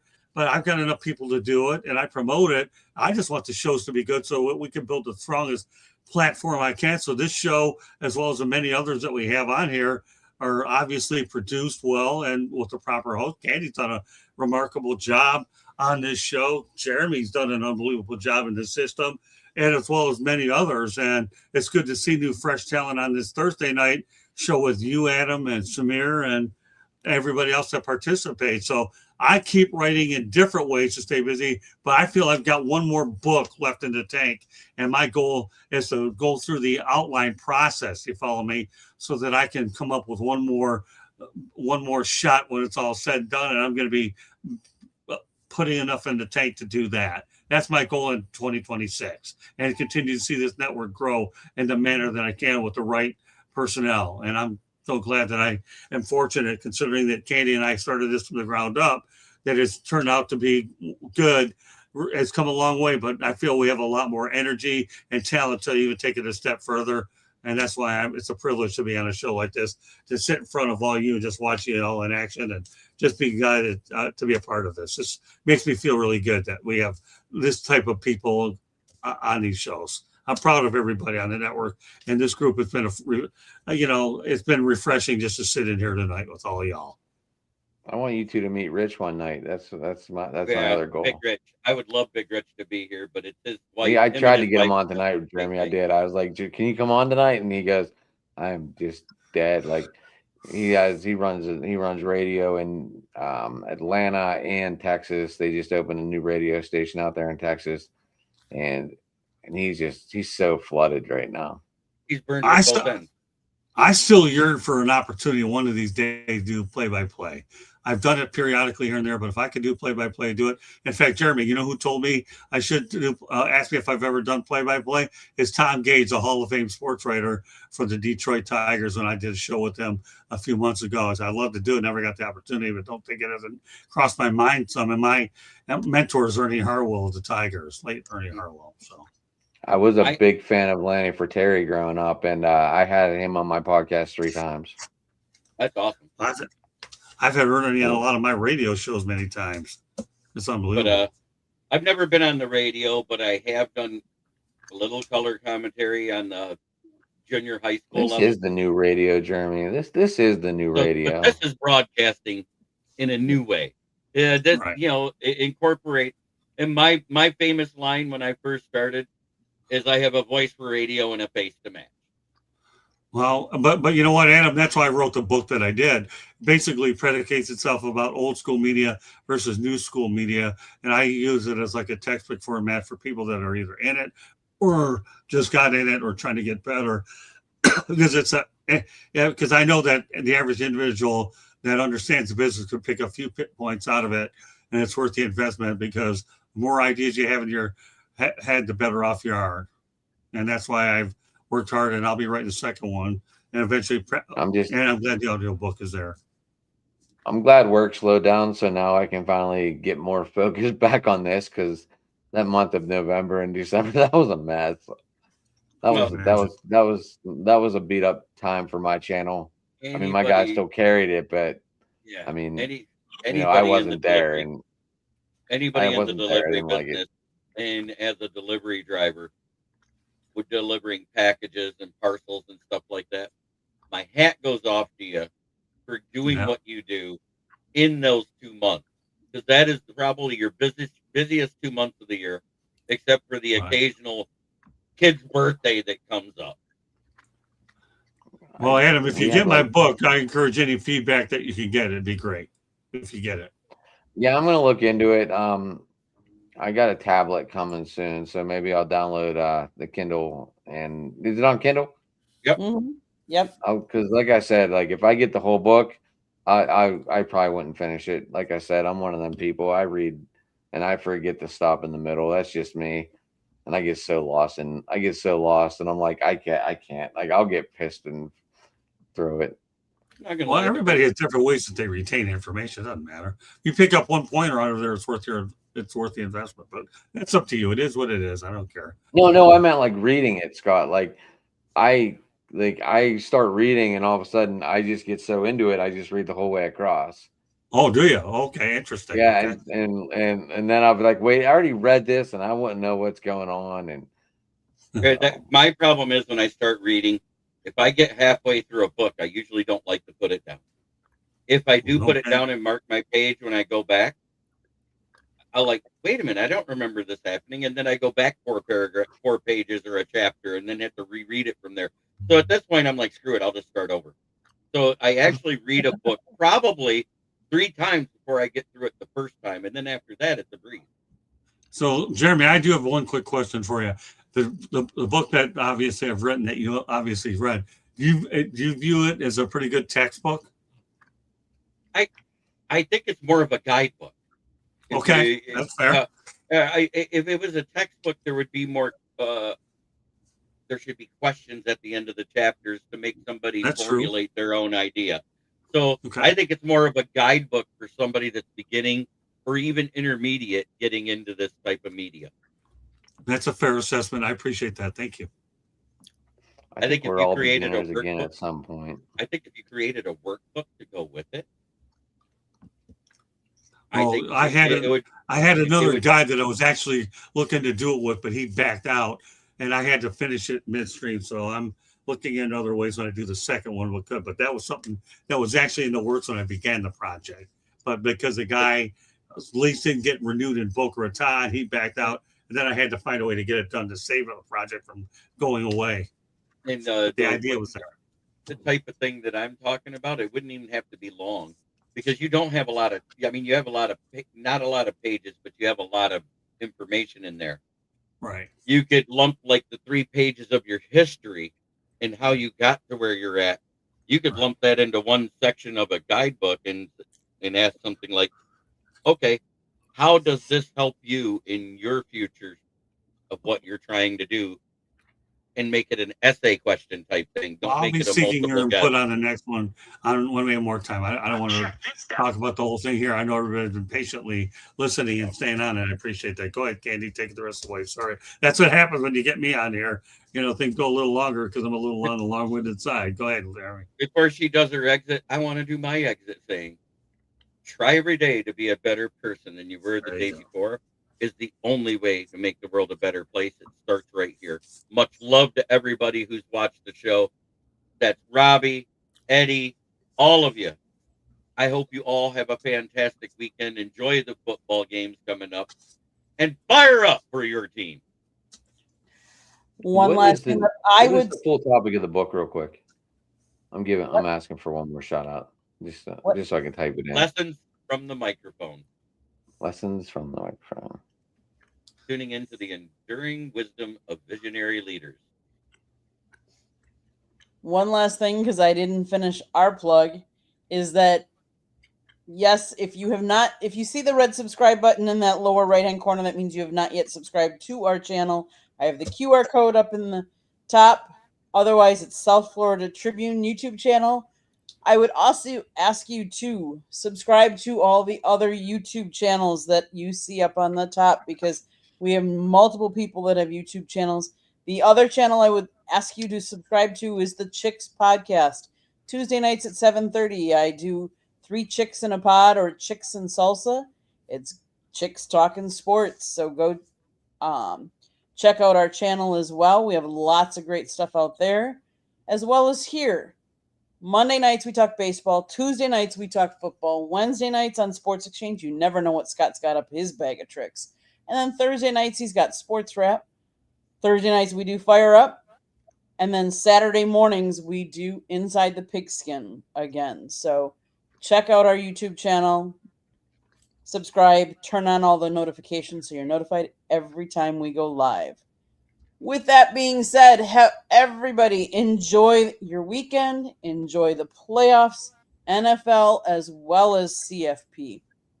Thanks, everybody, for tuning in. We'll catch you next time. Good night. Night.